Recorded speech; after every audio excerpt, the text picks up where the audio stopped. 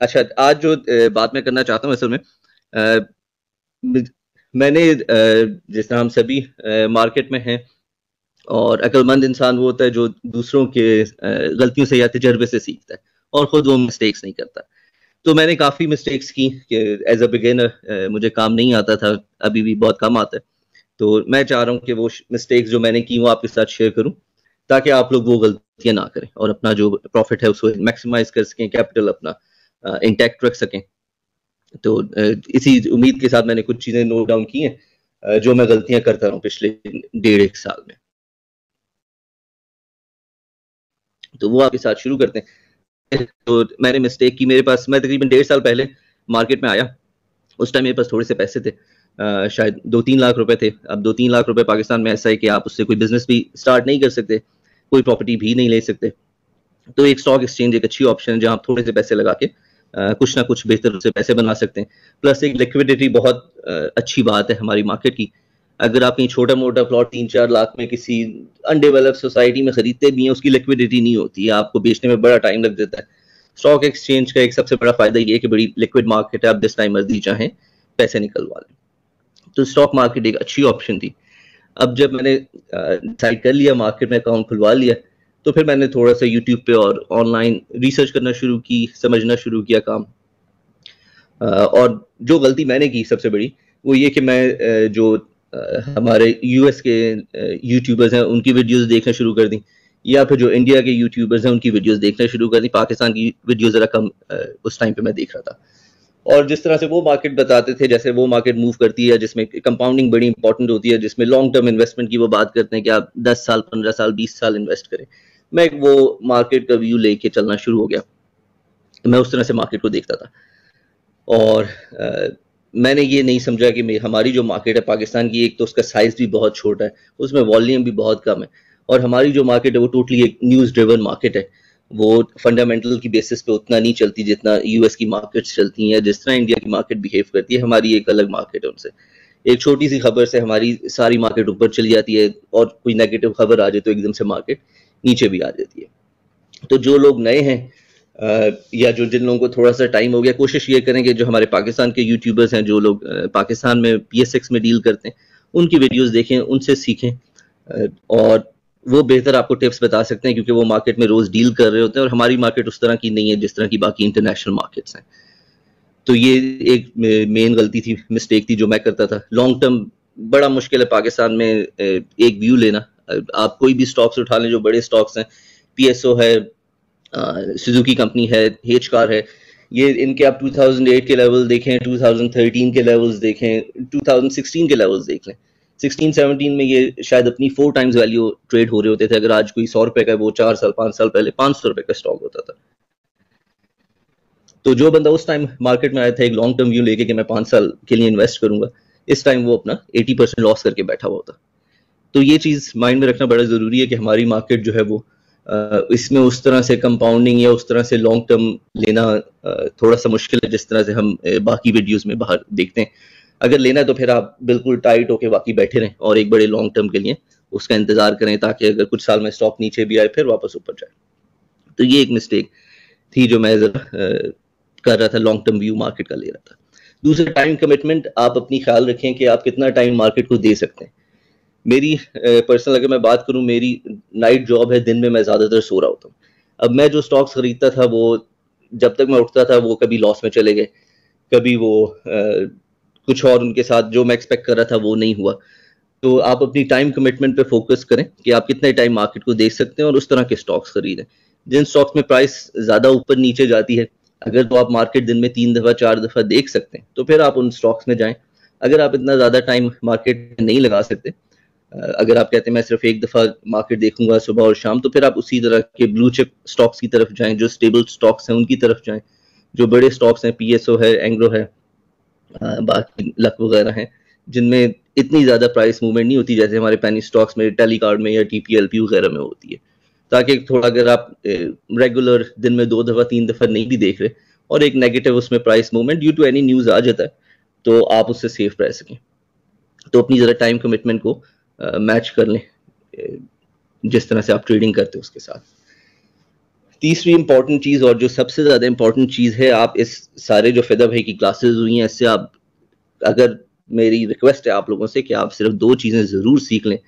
एक उसमें से है प्राइस सेक्शन। प्राइस सेक्शन क्या है कि आपको 3 चीज़ें पता हो before getting into any stock. आपको पता हो कि आपने वो खरीदना किस प्राइस पे है, आपने वो बेचना किस प्राइस पे है, और आपने उसका स्टॉप लॉस क्या रखना है। मैंने जब काम स्टार्ट किया, इन्वेस्टमेंट स्टार्ट की, मुझे कुछ आइडिया नहीं था कि प्राइस एक्शन क्या होता है। थोड़ा बहुत अगर आइडिया था भी, मैं इंप्लीमेंट नहीं करता था। मैं क्या करता था, बस मुझे जो स्टॉक बेहतर लगता था मैं वो खरीद लेता था। मुझे लगता था एक दो लास्ट 2-3 डेज में इसने गेन दिया है, या लास्ट वीक में या लास्ट मंथ में इसने गेन दिया है, तो मैं वो खरीद के बैठ जाता था। अब शायद वो 1 दिन चलता था, 2 दिन चलता था, लेकिन उसके बाद चौथे 5वें दिन वो, जाहिर है एक चीज़ जो ऊपर जाती है उसने नीचे आना होता है। और क्योंकि मैंने उसे अपना उसकी हाइट पर खरीदा था, RSI उसका काफ़ी ऊपर होता था, या वो अपने रेजिस्टेंस पे आया हुआ होता था, वहाँ मैं उसे खरीदता था, तो नेचुरली उसने नीचे आ जाना होता था। तो जब भी आप बगैर प्राइस एक्शन के, जब भी आप बिफोर नोइंग कि इसकी रेजिस्टेंस क्या है, इसका स्टॉप लॉस क्या है, जिस प्राइस में मैं खरीद रहा हूँ वो सही प्राइस है या नहीं, जब भी आप बगैर प्राइस एक्शन अप्लाई किए लेंगे, बहुत ज़्यादा चांसेस हैं कि आप नुकसान उठाएंगे। अनलेस के मार्केट बहुत ही अप ट्रेंड में हो, बहुत अच्छी जा रही हो, तो आपके कुछ पैसे बन जाएंगे, जैसे एक टाइम पे मेरे बने भी। लेकिन ये बड़ा रेयरली अप्लाई होता है। ज़्यादातर आप लॉस करेंगे अगर आपको 3 चीज़ें नहीं पता। प्लीज़ रिक्वेस्ट है मेरी आप सब लोगों से कि आपको पता होना चाहिए किस प्राइस पे ख़रीदना है, किस प्राइस पे बेचना है, और आपका स्टॉप लॉस क्या है। ये 3 चीज़ें पता होंगी तो बहुत कम आपका लॉस हो जाएगा और बड़े ज़्यादा मैक्सिमाइज होंगे चांसेस इंशाल्लाह प्रॉफिट के। दूसरी प्राइस एक्शन के साथ जो दूसरी चीज़ फ़ैदा भाई ने हमें यहाँ काफ़ी सिखाई है, वो ट्रेंड आइडेंटिफिकेशन भी है। मार्केट का एक ट्रेंड होता है और आपके एक स्टॉक्स का एक ट्रेंड होता है, और ये ट्रेंड पता होना और आइडेंटिफाई करना बड़ा ज़रूरी है। अगर एक मार्केट ही डाउन ट्रेंड में है, या अगर एक स्टॉक ही डाउन ट्रेंड में है, तो फिर आप देख के उसके साथ ट्रेड करें, अपना स्ट्रिक्ट स्टॉप लॉस रखें, लॉन्ग टर्म व्यू उसमें ना लें, या फिर ऐसे स्टॉक को ओवरऑल अवॉइड करने की कोशिश करें। ऐसे स्टॉक्स ढूंढें जिनका ट्रेंड जो है वो अपवर्ड जा रहा हो। और हमारी स्टॉक एक्सचेंज में इतने सारे स्टॉक्स हैं कि हर वक्त कोई ना कुछ ऐसे स्टॉक्स होते हैं कि जो अप ट्रेंड में होते हैं, और कुछ ऐसे होते हैं जो डाउन ट्रेंड में होते हैं। तो ट्रेंड आइडेंटिफाई ज़रूर करें। सब एक ओवरऑल मार्केट का ट्रेंड देखें। हमेशा जो है वो अगेंस्ट द करंट स्विम करना मुश्किल होता है। तो अगर मार्केट ऊपर जा रही है, आप स्टॉप लॉस की आप जो है शॉर्ट करने की बात कर रहे हैं, तो वो मुश्किल है। तो हमेशा जो मार्केट ऊपर जा रही है उसमें देखभाल के थोड़ा बाय करें, और जब आपको लोअर ट्रेंड लगे मार्केट का, तो थोड़ा केयरफुली होकर ट्रेड करें। ज़्यादा इन्वेस्टमेंट ना करें, कैश अपना बचा के रखें, ब्लू चिप स्टॉक्स में आए। और ट्रेंड आइडेंटिफिकेशन पे पहले बात हो चुकी है पुरानी, जो हमने पहले क्लासेस ली हैं। मार्केट जब अपने नए लोज लगा रही हो, स्टॉक्स जब अपने नए लोज बना रहे हो, और वेव्स आप देखें, वे किसी ट्रेंड की 3-4 वेव्स होती हैं। एक अगर स्टॉक अप ट्रेंड में जा रहा है, ऑलरेडी उसकी 4 वेव्स बन चुकी हैं अप ट्रेंड की, 4 दफ़ा वो हाई लगा चुका है, तो इट्स लाइकली कि वो नीचे आए। जो चीज़ ऊपर जाती है उसने थोड़ी बहुत करेक्शन लेनी होती है। बहुत अच्छी ब्लू चिप कंपनी भी है, बहुत अच्छी मार्केट भी जा रही है, फिर भी एक करेक्शन ज़रूरी होती है। मार्केट किसी टाइम पे कूल डाउन होती है, RSI ने नीचे आना होता है। तो ट्रेंड ज़रूर देखें। ये गलती मैंने काफ़ी की। मैं ट्रेंड नहीं देखता था, या मैं वेव्स नहीं देखता था। मैंने देखा कि चढ़े जा रहा है स्टॉक, मैं भी उसमें घुस गया, और फिर वही हुआ एंड में कि ना मुझे प्राइस उसकी सही पता थी, ना मुझे उसका स्टॉप लॉस पता था। तो इवेंचुअली जो लॉस है वो मेरी किस्मत थी, मेरी गलती की वजह से, और वो हुआ भी। तो इसलिए आप लोग प्राइस एक्शन देखें, और साथ साथ ट्रेंड ज़रूर देखें। मार्केट का ट्रेंड क्या है, अपने जो आपका स्टॉक है उसका ट्रेंड क्या है। वेव्स ज़रूर समझें। हमारे यहाँ काफ़ी दोस्त हैं जो एक्सपीरियंस्ड हैं, जिन्हें वेव्स का पता है, उनसे बात करें, ग्रुप में बात करें, तो वेव्स के बारे में अंडरस्टैंड करें कि ट्रेंड किस तरह आइडेंटिफाई होता है, और फिर उसको अप्लाई करें। फिदा भाई जिस तरह कहते हैं, स्टॉप लॉस सबसे बेस्ट फ्रेंड है मार्केट में। अगर कोई चीज़ आपको बचा सकती हो, स्पेशली हमारी पाकिस्तान की मार्केट, और पिछले 1.5 साल 2 साल में जैसी चौपी मार्केट रही है, उसमें स्टॉप लॉस बहुत इम्पोर्टेंट। मैं थोड़ा सा इस पर अगर और डिटेल में जाऊँ, मेरा जो पोर्टफोलियो है वो तकरीबन 30% लॉस उसमें आया मेरे पास, और एक टाइम पे मैं 25% प्रॉफिट्स में था। 30% लॉस हुआ इसीलिए कि मैं स्टॉप लॉस नहीं लगाता था, या स्टॉप लॉस अगर लगाता भी था तो मैं एक पॉजिटिव माइंड के साथ स्टॉप लॉस लगा रहा होता था। मैं यही सोचता था कि अच्छा चलो ये 1% नीचे आया, 2% नीचे आया, ये रुक जाएगा यहाँ पे। अगेन प्राइस एक्शन से ये बात कनेक्टेड है, क्योंकि मुझे पता ही नहीं था कि उसका रेजिस्टेंस वो सॉरी सपोर्ट उसकी क्या है। वो सपोर्ट तोड़ता जा रहा था, मैं फिर भी उन स्टॉक्स में बैठा हुआ था। और आप देखते ही हैं कि अगर एक स्टॉक डेली 1%, 1.5% गिर भी रहा है और 2 हफ्ते तक वो लगातार गिरता रहता है, तो वो 2 हफ्ते के बाद कोई 10-12% गिर चुका होता है। आपकी इन्वेस्टमेंट का एक बड़ा जो पार्ट है आप वो लूज कर चुके होते हैं। तो इसलिए स्टॉप लॉस बड़ा ज़रूरी है। और आपको पता होना चाहिए कि क्या स्टॉप लॉस प्राइस एक्शन, जो स्टॉक आप खरीद रहे हैं उसके मुताबिक आपका प्राइस सपोर्ट क्या है, और जैसे सपोर्ट टूटे निकले, लॉसेस लेके मत बैठें। एक और मिस्टेक मेरी जो है वो, मैं बड़ा ऑप्टिमिस्टिक होकर मार्केट को देख रहा होता था, अपनी इन्वेस्टमेंट स्टॉक्स को देख रहा होता था कि चलो यार मुझे 5% लॉस हो गया, ये हो जाएगा, अभी थोड़ा सा डाउन ट्रेंड है, मार्केट ऊपर आएगी, वो मैं गेन रिकवर कर लूंगा। वो 5 से 10% में होता था, 10% के बाद फिर एक कोई न्यूज़ आती थी, फिर वो 10 से 12%, 15% हो जाता था। तो इस तरह वो लॉस आपका एक्यूमुलेट होता रहता है। आपको नहीं पता लगता कब आपका वो 5% लॉस 15%, 20% लॉस में चेंज हो जाता है। तो इसलिए कोशिश करें कि जैसे ही आपका स्टॉप लॉस हिट हो, आप निकल आए उस स्टॉक से, उसको नीचे जाने दें, मत उसमें बैठे रहें और बस प्रॉफिट बुक करें और निकलें। ये तभी पॉसिबल है अगर आपको आपका प्राइस एक्शन पता होगा, स्टॉप लॉस आपको पता होगा। अगर आपको ये नंबर्स ही नहीं पता कि उसकी क्या सपोर्ट है, तो आपको पता ही नहीं लगेगा कि वो कब टूटी और आपको कब निकलना चाहिए। तो बस छोटे छोटे प्रॉफिट बुक करें और निकलें। स्टॉप लॉस के बारे में एक और चीज़ थोड़ा सा माइंड में रखें, जिस तरह फिदा भाई कहते हैं कि वो एक साइकोलॉजिकल आपका स्टॉप लॉस होता है और एक आपका सिस्टम स्टॉप लॉस होता है। हमारी मार्केट स्पेशली पिछले 3-4 महीने में अगर आप देख रहे हो, सुबह मार्केट खुलती है, फौरन ऊपर जाती है, कोई 45 मिनट बाद मार्केट 150-200 पॉइंट लूज करती है, फिर ऊपर जाती है, फिर नीचे जाती है और तकरीबन नजरी या फिर लॉस नेगेटिव में क्लोज होती है। तो इसलिए जब ऐसी मार्केट होती है, काफ़ी ज़्यादा चांसेस होते हैं कि आपका जो स्टॉप लॉस है वो हिट होगा, आपका शेयर सेल होंगे और फिर वो शेयर ऊपर भी चला जाएगा। तो मार्केट को देख के भी थोड़ा सा स्टॉप लॉस एडजस्ट करना पड़ता है, या कई दफ़ा वो सिस्टम में थोड़ा सा लोअर लगाना पड़ता है, और जितना आपको प्राइस एक्शन से पता लग रहा है उससे थोड़ा सा लोअर लगाएं। लेकिन स्टॉप लॉस है सबसे बेस्ट, जो चीज़ आपको सेव कर सकती है स्टॉक एक्सचेंज में, वो स्टॉप लॉस है। और फिदा भाई की ही सेशन से जो मैंने एक और सबसे इंपॉर्टेंट बात सीखी, वो बेचना है, कि बेचना सीखें आप। जिस बंदे को बेचना नहीं आती है, फिदा भाई के वर्ड्स हैं, जिसको बेचना नहीं आता वो कामयाब नहीं हो सकता। और ये 100% सही बात है जो मेरे ऊपर बिल्कुल अप्लाई होती है। मैंने जिस तरह बताया, मेरे पास मैं शायद 25% लॉस प्रॉफिट में था, और बल्कि शायद 20 कुछ स्टॉक्स में 25% से भी ज़्यादा प्रॉफिट में था। 25 तो एक मैं पोर्टफोलियो पॉइंट ऑफ व्यू से बात कर रहा हूँ। और जैसे शेयर्स पे आपको प्रॉफिट होता है, उसी तरह वो प्रॉफिट जो है देखते ही देखते आप ब्रेक इवन पे आते हैं और फिर वो लॉस में चला जाता है, क्योंकि एक वेव होती है, जो चीज़ ऊपर आती है वो नीचे भी आती है।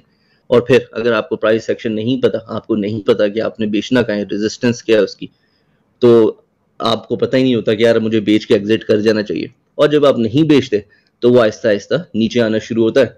और मैं जिस प्रॉफिट को बड़ा अच्छा, मैं खुश हो रहा होता था कि यार मेरा 30,000 का प्रॉफिट, 1 लाख की इन्वेस्टमेंट पे 20,000 बढ़ गए, 30,000 बढ़ गए टीआरजी में। वो देखते ही देखते मैंने, क्योंकि सेल नहीं किया उस टाइम पे, वो 20,000 से 15 हुआ, 15 से 10 हुआ, 10 से मैं जीरो पे आ गया, फिर वो 5,000 पे चला गया, फिर मैंने बेचा। तो बेचना सीखें। स्टॉक्स से मोहब्बत ना करें, स्टॉक्स के साथ बस आप एक शॉर्ट टर्म रखें। जैसे ही फिगर्स पे, प्राइस एक्शन पे ध्यान दें, जैसे ही रेजिस्टेंस हिट होती है, कोई उसकी अगर स्पेशल न्यूज़ नहीं है, कोई उसके सेक्टर की न्यूज़ नहीं है, कोई अगर इकोनॉमी की अच्छी न्यूज़ नहीं है, कोई उसके बड़े अच्छे रिजल्ट्स की न्यूज़ नहीं है, तो लाइकली है कि वो अपनी रेजिस्टेंस से रेजिस्ट होगा। एक दफ़ा 2 दफ़ा रेजिस्ट होता है तो बेचें, निकलें, और कई 100 स्टॉक्स मौजूद हैं, किसी और में जाए, तो जहां प्रॉफिट मिले बेचें उसे। एक और चीज़ जिसकी वजह से मैंने और नुकसान उठाता रहा, वो ये कि मैं सोचता था कि अपर लॉक लग जाए, मेरे स्टॉक्स को अपर लॉक लग जाए, मैं एक ही दफ़ा 7.5% गेन लूँ और निकल जाऊँ, 7.5% गेन लूँ और निकल जाऊँ।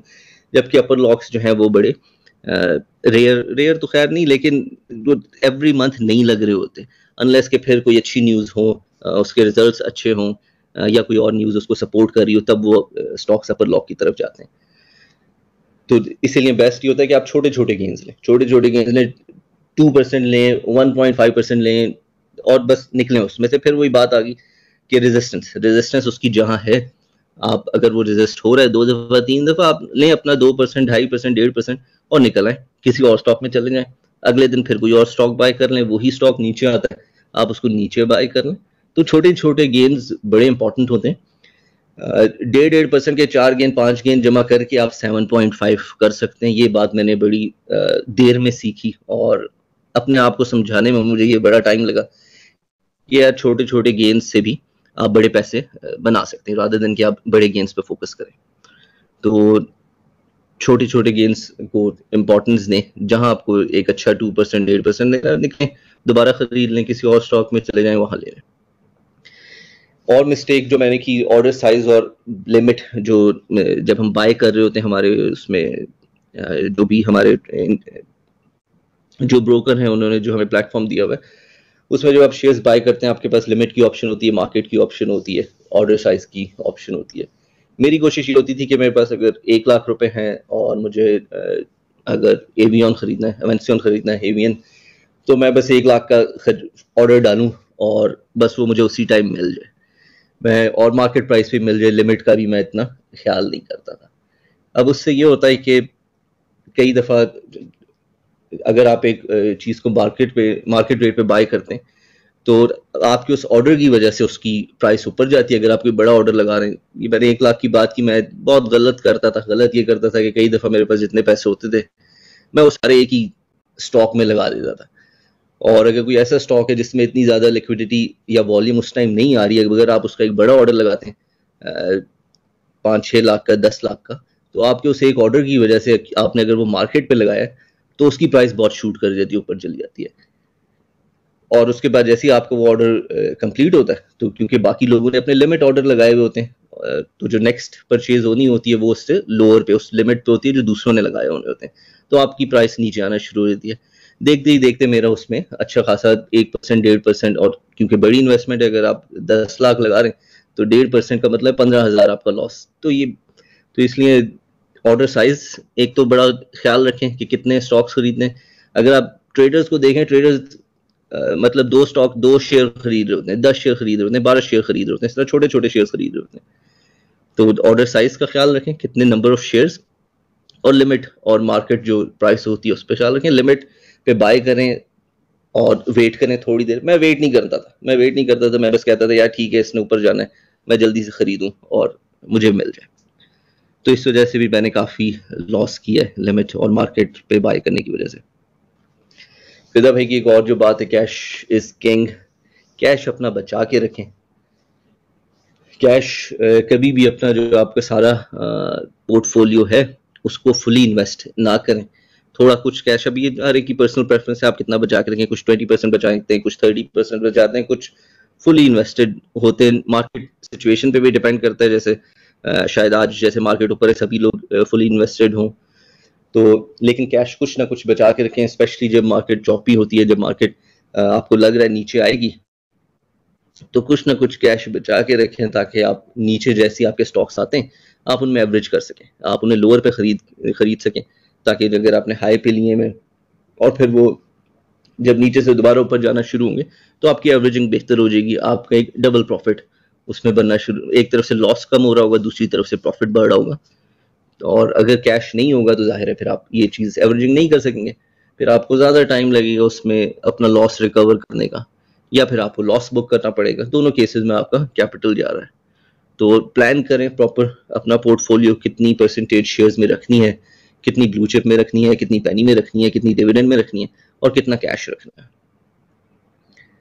तो कैश होगा, कैश बचाना भी बड़ा मुश्किल है, पता नहीं आप लोगों के साथ ये होता है नहीं, लेकिन मेरे लिए कैश बचाना बड़ा मुश्किल होता था। और लालच इसमें, और इसका रीज़न और कोई नहीं, इसका सिर्फ रीज़न लालच होता था कि मैं कहता था यार 2% 3% मिल जाएगा, ब्रोकर के पास अगर कैश पड़ा है, मेरे अकाउंट में कैश पड़ा है, तो उस पर तो कुछ नहीं मिल रहा, अगर मैं कोई शेयर खरीद ही लूंगा तो मुझे 2-3% तो मिल ही जाएगा। और होता उसका ऑपोजिट था, बजाय इसके 2-3% मिल जाता, 2-3% चला जाता था ज़्यादातर। तो कैश बचा के रखें राइट मोमेंट पे स्ट्राइक करने के लिए। जब प्राइस बिल्कुल नीचे आए, दोबारा आप अपने चार्ट्स देख रहे हो, जब आपको लगे यार ये आ गया नीचे सपोर्ट पे, अब सपोर्ट से ले रहा है, उस टाइम पे खरीदें। या ये अब ट्रेंड में जा रहा है, इसका ट्रेंड शिफ्ट हुआ है, RSI अच्छी जगह पे आ गया है, तब जाके खरीदें। गिरते हुए स्टॉक को मत पकड़ें। जैसे फिदा भाई अक्सर कहते हैं, मैंने ये काफ़ी मिस्टेक की। मैंने देखा स्टॉक 2 दिन पिछले उसने वो 2% नेगेटिव हुआ, 1.5% नेगेटिव हुआ, मैं सोचा था यार अब तो ऊपर चला जाएगा, ये थोड़ा नेगेटिव हो गया, अब तो इसने ऊपर जाना है, और मैं बाय करके बैठ जाता था। शायद उस दिन वो प्रॉफिट देता था, लेकिन आगे 1-2 दिन फिर नेगेटिव हो जाता था, क्योंकि उसका डाउन ट्रेंड हो रहा होता है। उसने अपनी नीचे सपोर्ट टेस्ट करनी होती है, और पिछले मंथ्स में हमने जो देखा है सपोर्ट्स टूटती गई हैं, शेयर्स की हो या हमारे इसकी जो इंडेक्स है उसकी हो। तो इसलिए सपोर्ट ख्याल रखें और कैश बचा के रखें। दूसरा, फोमो ना करें। फोमो होता है फियर ऑफ मिसिंग आउट। एक स्टॉक अगर आपने उसका सेल प्राइस डिटरमिन की हुई है, आपने उसकी रेजिस्टेंस डिटरमिन की हुई है कि मैंने इस पे बेचना है, अब अगर वो उससे ऊपर चला भी गया है तो आप ना दिल छोटा ना करें, फोमो ना करें कि यार मैं इसको होल्ड किए रखता। और बहुत सारे स्टॉक्स हैं मार्केट में, किसी और स्टॉक में घुस जाएं, किसी और स्टॉक में आ जाएं। जो आपने नंबर्स शेयर खरीदने से पहले, अच्छा प्राइस एक्शन जितना है, जो आपने अपनी परचेज प्राइस डिसाइड करनी है, सेल प्राइस डिसाइड करनी है, स्टॉप लॉस डिसाइड करना है, ये सब शेयर बाय करने से पहले की बात है। और फिर उसको स्टिक करें। अगर कोई ऐसे एक्सटर्नल फैक्टर्स आपको नजर आते हैं जिसकी बेसिस पे आप उसको मजीद होल्ड कर सकते हैं, उसकी रेजिस्टेंस से ऊपर, तो फिर करें, वरना बेचें, निकलें और फोमो ना करें। मेरे साथ ये भी हुआ है, SSGC में मैंने काफ़ी उस पर अच्छे प्रॉफिट्स भी लिए, और मैंने उसे बेचा 5% पे, और वो फिर ऊपर चला गया। और जब मैंने उसे ऊपर जाते हुए देखा 8% पे वो चला गया, ये काफ़ी महीने पहले की बात है, तो मैंने फिर खरीद लिया कि मैंने सोचा ये अब 8 पे गया तो ये 10 पे चला जाएगा। मैंने फिर उसमें एक बड़ी अमाउंट डाल दी, और वो कुछ शायद उसी दिन या नेक्स्ट डे वो 8 से वापस 5% पे आ गया। अब वो जब 5 पे आया तो मैंने जो नीचे से प्रॉफिट बनाया था, मैंने वो भी लूज कर दिया, सिर्फ अपने फोमो की वजह से। आप उसे लालच भी कह सकते हैं, फोमो भी कह सकते हैं। मैंने कहा यार ये मजीद मैं इसमें से पैसे स्क्वीज करूं, तो हर स्टॉक का एक टाइम होता है, एक उसने गेन देना होता है अपनी रेजिस्टेंस से, सपोर्ट से रिलेटेड, उससे ज्यादा वो नहीं देता।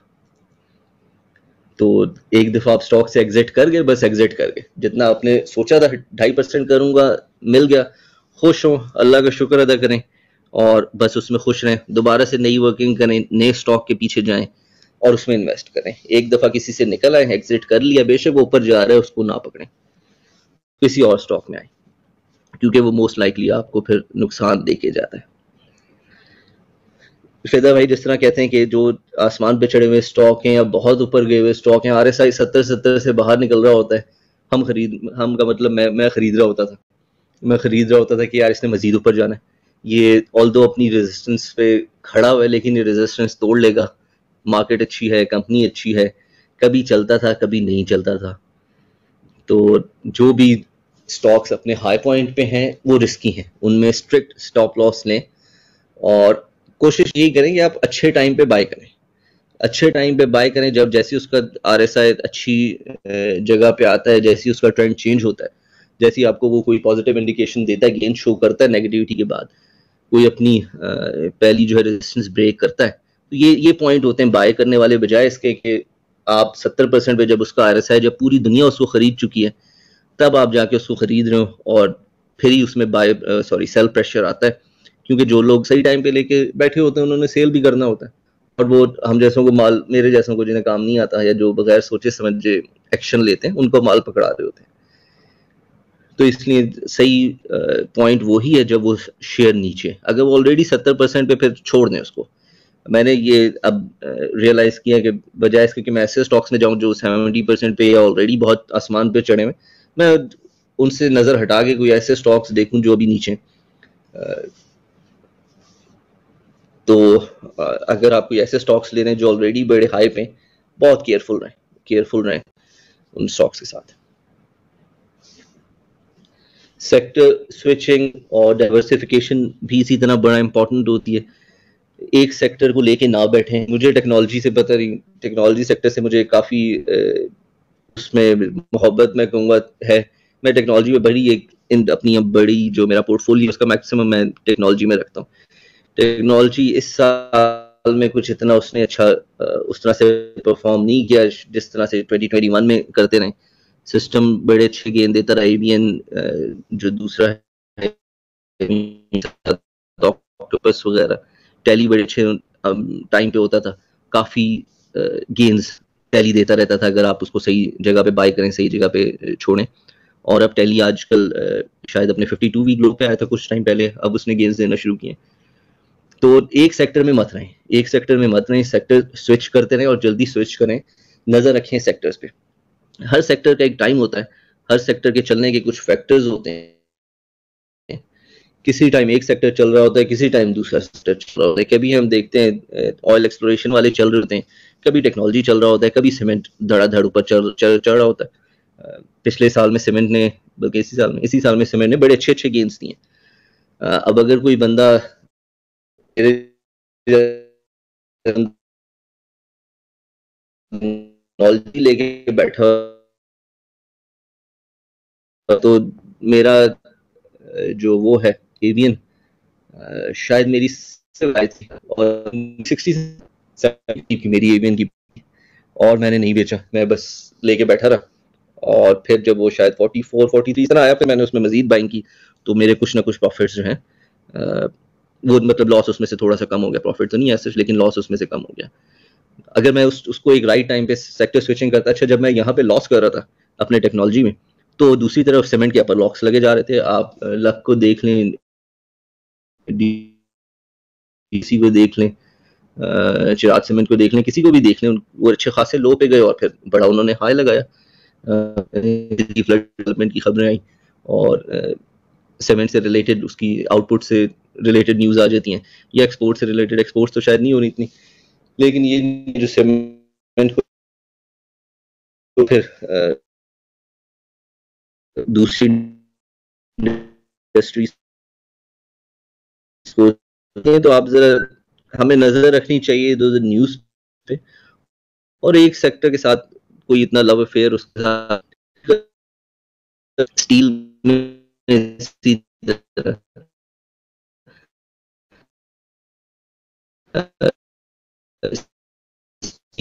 बड़े अच्छे गेन्स थे जब ये कंस्ट्रक्शन एक्टिविटी दोबारा स्टार्ट खेल सकते थे। मैंने वो लूज किए जस्ट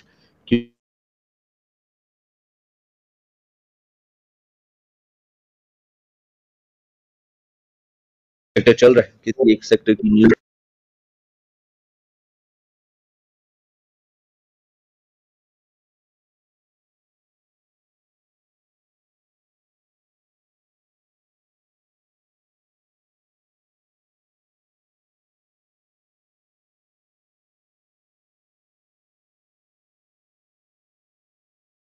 भाई।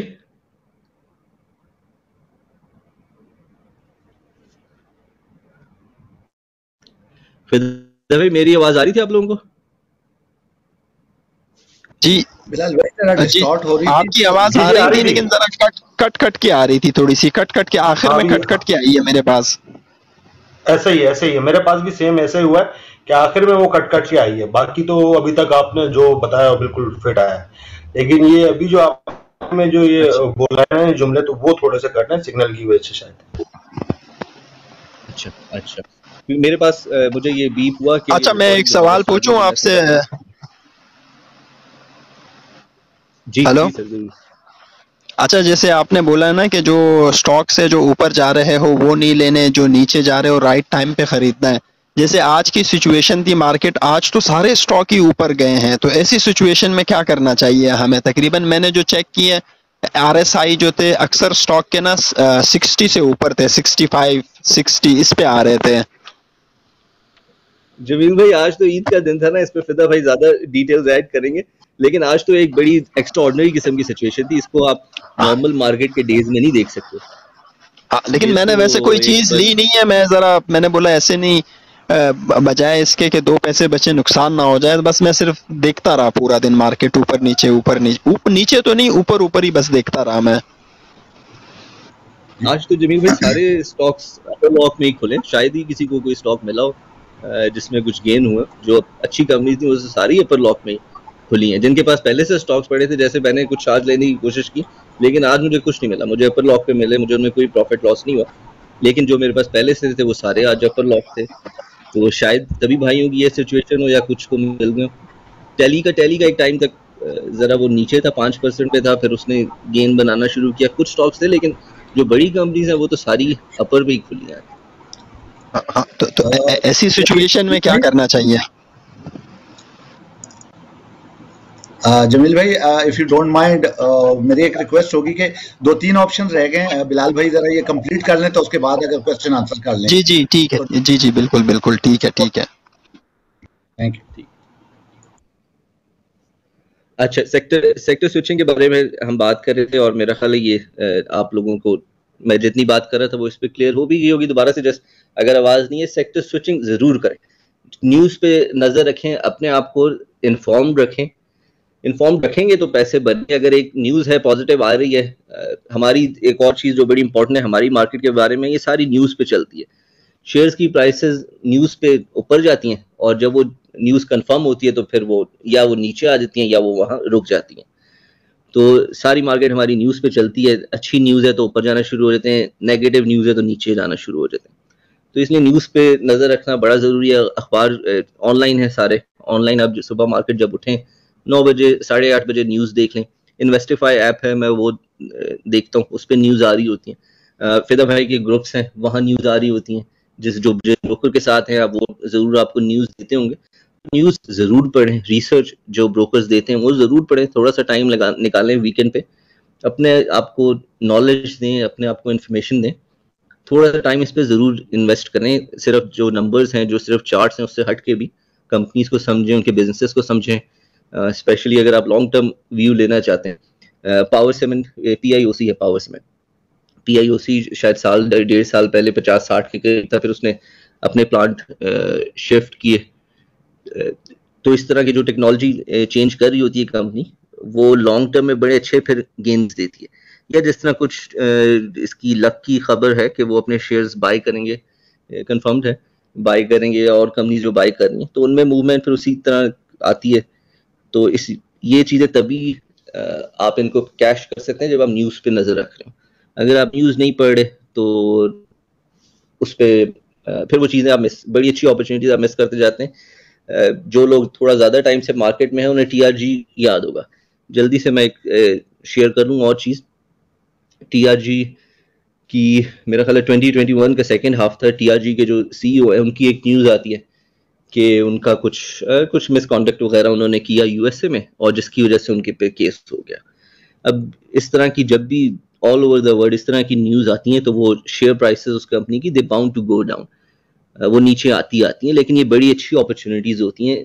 ऐसी न्यूज़ जो किसी इंडिविजुअल से रिलेटेड हो, जो बिजनेस की बेशक वो की फिगर जरूर है लेकिन कोई बिजनेस के कोर को हिट नहीं कर रही। अब एक बंदा है, उसका अगर कोई कॉन्टेक्ट अच्छा नहीं है, कोई उसने ऐसी वैसी बुरी हरकतें की हैं तो उसको रिमूव करना आसान है। लेकिन मतलब ये इस तरह न्यूज़ है कि उसको आप रिमूव कर सकते हैं। कंपनी का बिजनेस अपनी जगह पे ही है, वो वापस गेन कर लेगी कुछ टाइम पे। अगर कोई ऐसी न्यूज़ है कि कंपनी का core business, company unethical practice में पकड़ी गई है, तो फिर वो जाहिर है उसका इम्पैक्ट और होता है, फिर उसकी प्राइस काफ़ी नीचे आए और वो रिकवर करना मुश्किल होता है। लेकिन TRG में एक ऐसी अपॉर्चुनिटी थी कि उनके CEO के अगेंस्ट, CEO के बारे में न्यूज़ आई, नॉट अगेंस्ट, उनके बारे में न्यूज़ आई और उसकी प्राइस गिरना शुरू हुई। शायद 140 पे TRG उस टाइम था, अगर मैं नंबर्स ऊपर नीचे नहीं कर रहा, तो वो 80 तक आ गया था। मतलब 40% उसमें आराम से आया था, लूज किया था TRG ने। फिर उनके CEO ने केस फाइट करना शुरू किया, उसकी और न्यूज़ आना शुरू हुई। TRG ने दोबारा मूवमेंट 80 से मेरा ख्याल शुरू की और वो 129-128 तक आया। उसके बाद फिर न्यूज़ आई कि उनके CEO को रिमूव किया जाएगा। जो बोर्ड है उसने डिसाइड किया CEO को रिमूव करेंगे, और जो हमारे ब्रोकरेज हाउसेज हैं जिनके पास उसकी होल्डिंग थी, ये सारे एक्टिव हुए।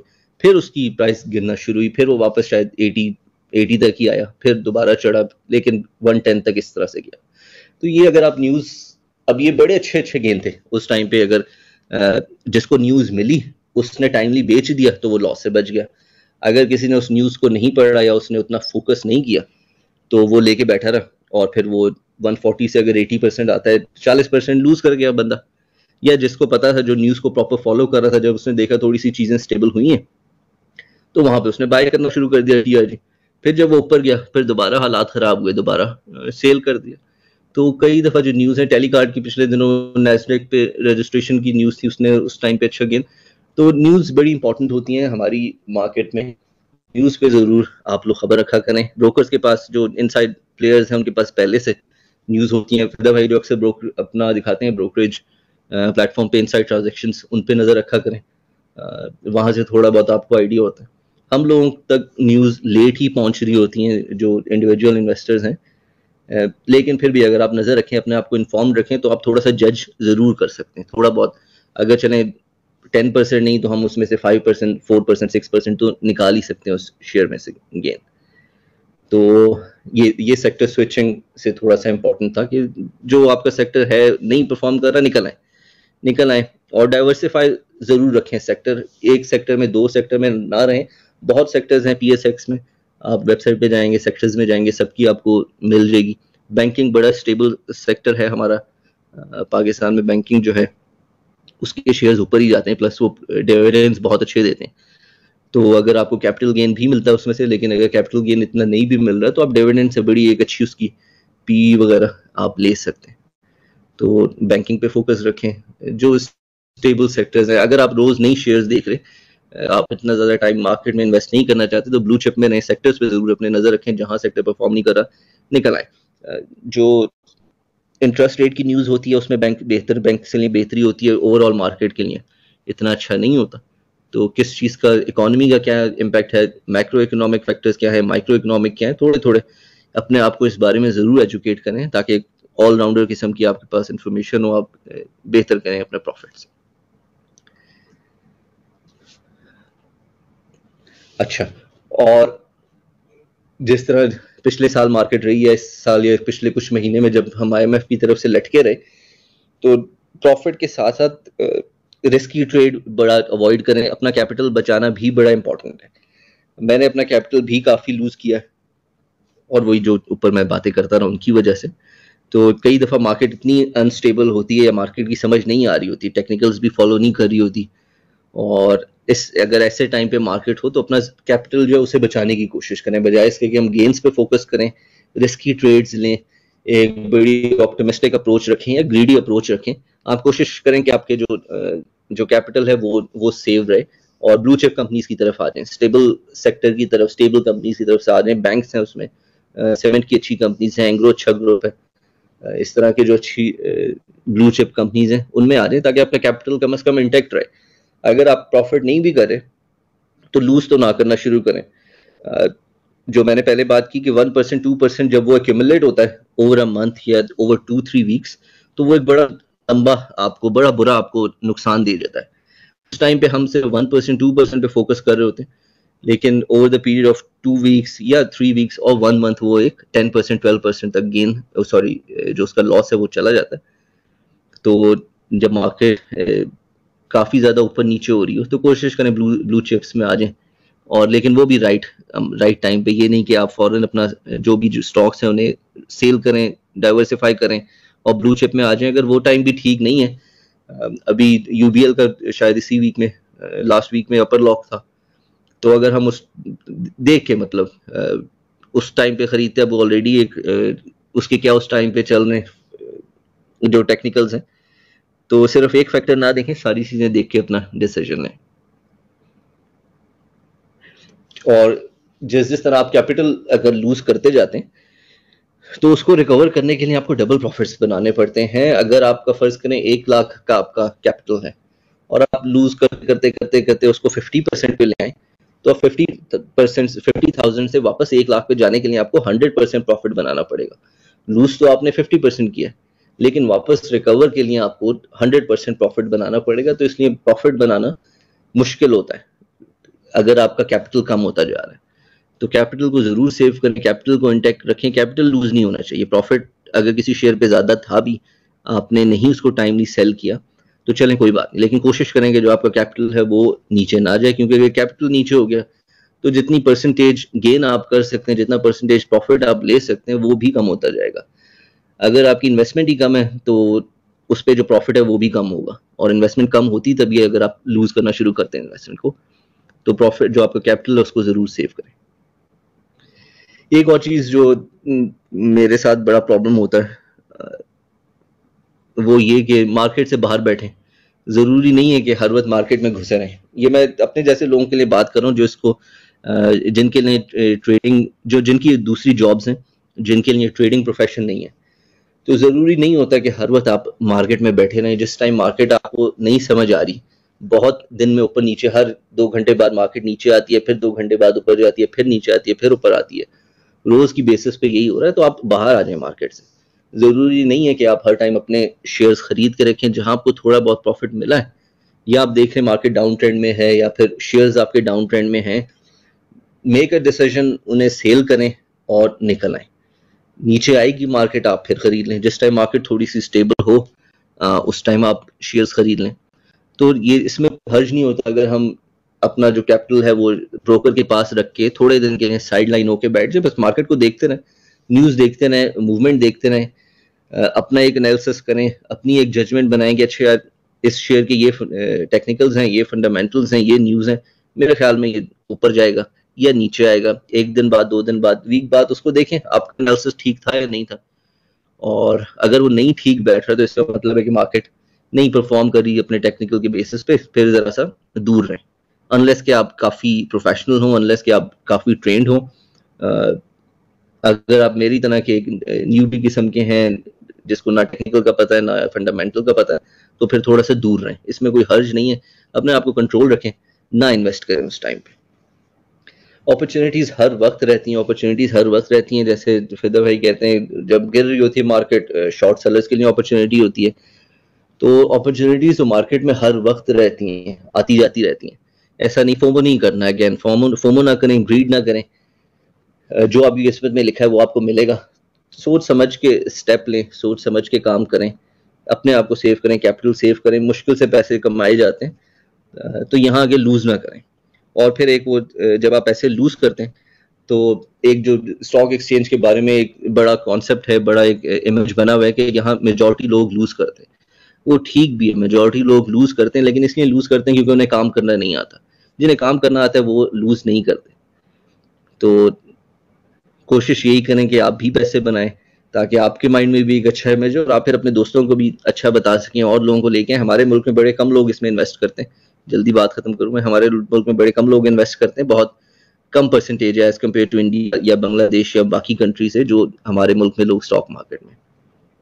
फाइलर जरूर बने, फाइलर जरूर बने, क्योंकि अगर आप फाइलर नहीं बनते आपके टैक्सेस जो हैं, जो आपकी कैपिटल गेन है उस पर भी शायद 25% टैक्स है, और फाइलर के लिए 15 है शायद, ये ऊपर नीचे हो फिगर्स, और डिविडेंड पे 15 और 30% है मेरा ख्याल है।